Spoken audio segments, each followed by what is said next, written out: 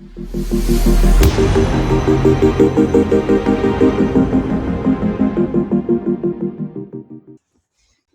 my name is Gibson, and I'm the owner and founder of the Personal Development School. This is your daily breakthrough video, and today I really want to talk a little bit about fearful avoidant attachment style and anger management. And honestly, I want to replace the word management with like transformation, because this video is specifically about how to transform your subconscious patterns that are creating the need for anger to begin with. All emotions are healthy. It's okay to feel any emotion at any given time. But when we're stuck in these patterns where our emotions are blown out of proportion and self-sabotage aspects of our life and create pain, these are the places that we can do a lot of work to really reprogram, really transform the reason that these patterns come about in the first place. So today I'm going to take you through a whole bunch of pieces about anger in and of itself, and sort of some of the sources and what the deeper meaning is and why anger is a symptom as opposed to a cause. And then we're going to go through a little bit of work for how to reprogram and create some major changes.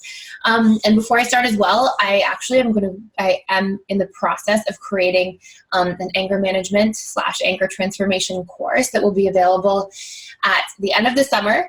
I'm creating all these amazing courses literally as a result of all of the comments, feedback, and emails I've received. I realized that there was such a need for people to learn and to grow, and so we've been creating all these amazing courses that are going to help to serve your needs. They're super affordable. They're going to be really available. They're coming with workbooks, worksheets, all this amazing stuff. And if you want to get early bird pricing, shoot me an email ahead of time, and I'm keeping track of all the emails. Or the courses coming out themselves are everything from like depression, anxiety, anger management courses, anger transformation courses, courses specifically for each attachment style, relationships if you're in relationships with different attachment styles and you want to do work on the relationship itself. We've got a ton of content coming your way. So please stay connected. Let me know if you have anything you want to sign up for in advance so I can reserve your early bird prices. So today, we're going to go through sort of a few key topics, like 6 key pieces of anger transformation, and do a little intro to some of the reprogramming work we can do. So first and foremost, our brain is a needs-meeting machine. Our brain at all times is literally wired to just meet our needs, meet our needs, meet our needs. And it's doing this from a survival-oriented perspective. So your brain is not trying to meet your needs in the way that's going to bring you the most happiness and contentment and peace. Your brain is like, as soon as it has a need, it will get that need met as immediately as possible. It's concerned about meeting your needs as fast as possible, not as effectively as possible. So oftentimes, if your brain has a need and that need is not being met, it will meet it in an unhealthy way, or a way that like maybe your conscious mind wouldn't be so happy with later on.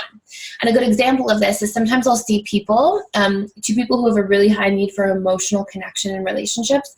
I often find in couples, when I see couples, that those individuals will spend a lot of time bickering and fighting, because the brain is literally like, we have a need, we need to connect, and they'll pick fights a lot. And literally the reason for this is that like when you're fighting, your emotions are engaged, you're super connected, you're super like focused on what's going on, you're there, you're with your partner. So it's kind of the fastest way your brain will try to get emotionally connected, especially when there's usually like a makeup after, or a deeper connection after, or resolution of conflict.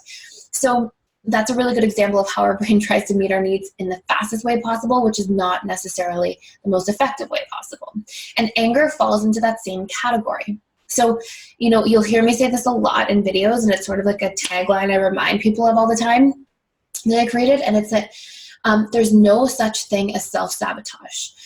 Self-sabotage is just a subconscious strategy to get different needs met. And again, there's anger for you. So anger, we could characterize, like when we're talking about, hey, we need to work on our anger. And I want to say one more thing, actually. I'm timing out there for a second. It's not actually anger that's the issue. It's what we do with our anger that's an issue or non-issue. So it's always okay to feel any emotion ever. Your emotions are real, valid, neurochemical experiences. They should not be repressed. They should not be denied. But how we respond to those emotions becomes healthy or unhealthy. And that's what I really want to focus on here, is when we use anger in unhealthy ways. Okay? So just to clarify there. So the next piece is when we are experiencing this anger and then we use it in a way that's self-sabotaging, that's an important piece of feedback that's telling us, hey, guess what? Your brain is using anger to get specific needs met. Okay? So we want to look at anger as more of a symptom, or the unhealthy expression of anger as more of a symptom that's alerting us to different root causes of challenges that are going on. So oftentimes I will see clients come into my office and they will tell me things like, oh, I've been doing anger management work for 5 years and I'm being told to hold my breath or count to 10 or, focus on my breathing or like all these different things. And like those are coping mechanisms. I personally am not interested in coping mechanisms at all. I'm interested in understanding why we even need coping mechanisms in the first place and what we're coping from, what the deepest root causes are at the subconscious level so we can do the work to transform the patterns there. And this is no exception. So the anger itself is, I see always the same core patterns for people who come into my office who are really challenged with anger management issues, okay? And we have to address these root causes in order to create real transformation. So number one, what I always see is that people who are struggling with anger feel unseen, unheard, powerless, or helpless or trapped, but I'm going to stay with powerless, and are not setting boundaries. And so guess what anger does? Remember, we said things are just a subconscious strategy to get needs met. Anger gets all of those needs met in like one fell swoop, right? Like all at the same time, simultaneously, all these needs get met when a person gets angry. And it's really the working on those core patterns that are creating the need for the expression of anger in the first place that allow us to transform those root issues. And then again, the need for anger falls away. It doesn't mean that we don't feel angry at certain times or we won't have these little surges of anger from time to time here and there. But I mean like when we are having repetitive, volatile expressions of anger that are coming in unhealthy ways, those are always the 4 core underlying patterns, okay? And this is what we want to be working on. So how do we do this? Well, number one, if you're feeling unseen and unheard, chances are you are not hearing and seeing yourself. In other words, you are not connecting to your own feelings, your own needs, and so they are getting repressed, unacknowledged, and then you can't understand why people outside of you are not seeing and understanding your needs. Well, it's because we need to communicate and express ourselves in order for our needs to be met. If we don't have mastery in this area of our life, our relationships suffer, okay? So this is extremely important. So how do we do this? I could go on and do an excessive amount of content and video on this topic just in and of itself, but I'm going to give you an initial key tool. Ask yourself throughout the day, what do I feel, or what am I emotionally experiencing, and what do I need? This is one of the most important questions we can be asking ourselves regardless of your attachment style on a regular basis. Why? Because in childhood, when we try to express our emotions and our needs, they're often met with like being disciplined or rejected or denied because we go through the system of classical conditioning, and that's just what happens because our parents are trying to, project their needs onto us because they know what's best. And oftentimes when we're little children, our needs are to like go running across the street and explore, and we could be in danger. A car could come, and so we have so many needs that as just a result of the world that we live in had to be rejected. And so what we've learned and the associations we've made around our emotions and our needs are usually negative. They're usually like, there's no point in expressing these things, and it's safer to just disconnect altogether. And a fair statement to make is that the vast majority of us are deeply disconnected at a subconscious level from our own feelings and our own needs on an ongoing basis. We are more connected to what people want from us externally, what we should be doing according to how we were trained to participate in society. And as a result of that, we lose touch with ourselves. It impacts our relationships. We have a hard time figuring out our purpose in the world. There's so many negative downfalls because of that. So we really want to spend some time on a regular basis creating habits that reconnect us to ourselves. And that's a really good place to start. So that goes for unseen and unheard.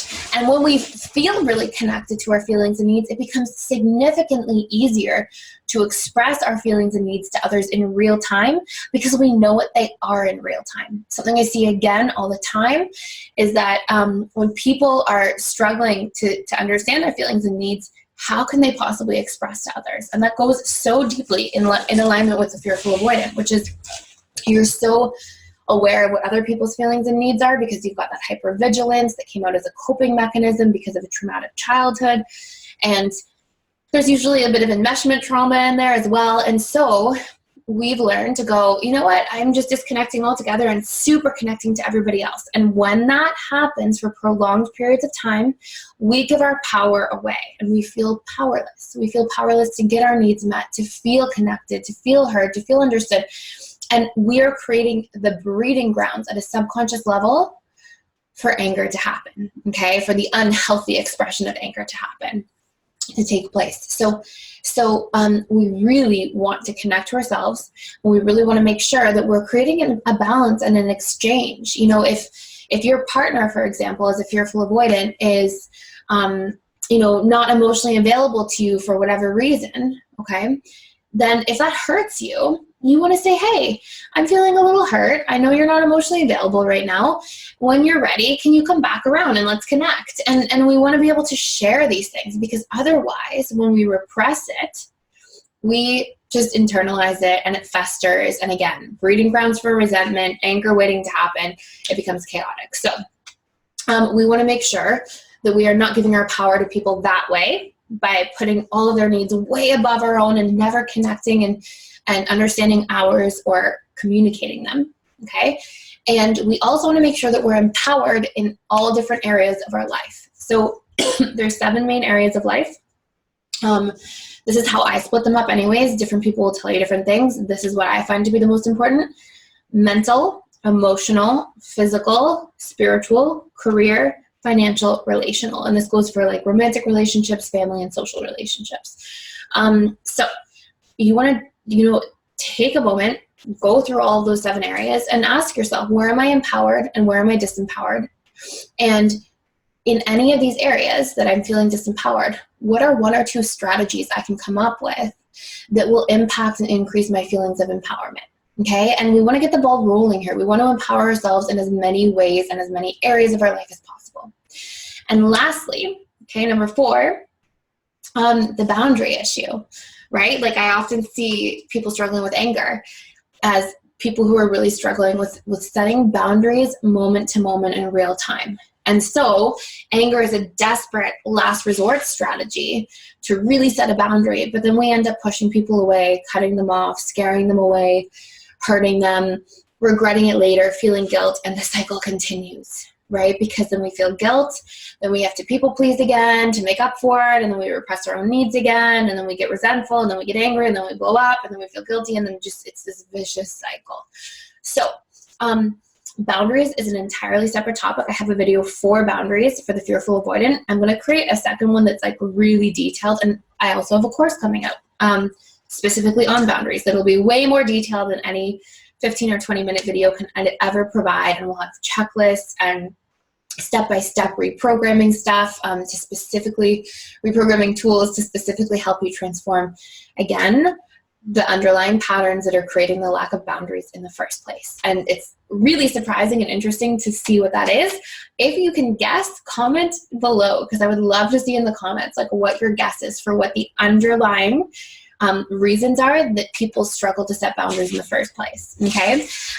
Anyways, that's it for now. Thank you so much for watching, for engaging.